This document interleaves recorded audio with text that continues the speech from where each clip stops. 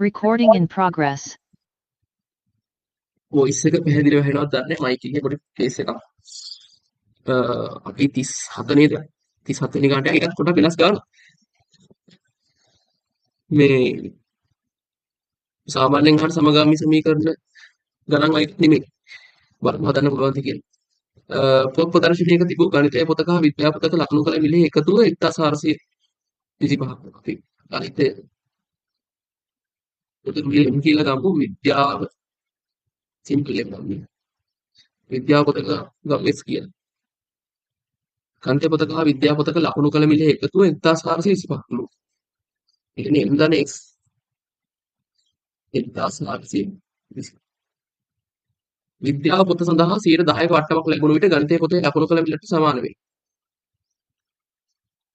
ඒ කියන්නේ 10ක වට්ටමක් හම්බුනොත් 10ක වට්ටමක් හම්බුනොත් ඒක කීයට විකුණනවා? 100ක් නම් 90ට විකුණන්න ඕනේ.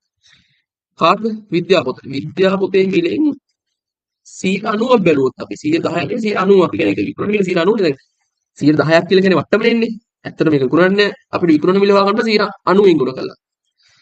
S වලින් 90ක් බැලුවොත් එයා සමාන වෙනවලු ගණිතේ පොතේ මිලට. කොහොමද කියන්නේ?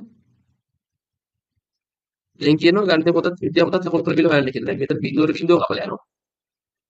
ඒක ගොඩකලා කරපන් 9x බෙදීම 10 සමානයි m කියලා. 10 මේ පැත්තට ගියාම 10ක් m වෙනවා 9x. 10යි මේ පැත්තට යමු 9x ඍණ මේක 95 වගේ වෙනවා 9x. මේක 10ක් වෙනවා. සමානයි බිඳුව වෙනවා. මෙයා පළවෙනි සමීකරණය කියලා ගන්න පුළුවන්. අපිට මෙයා දෙවෙනි සමීකරණය කියලා ගන්න පුළුවන්. මට හිතෙනවා පළවෙනි සමීකරණය 10න් ගුණ කරගත්තට වැඩි ලේසි කියලා. 10ක් m 10s 1425යි 14250ක් වෙනවා. යත් 3. අපි 2යි 3යි එකතු කරමු.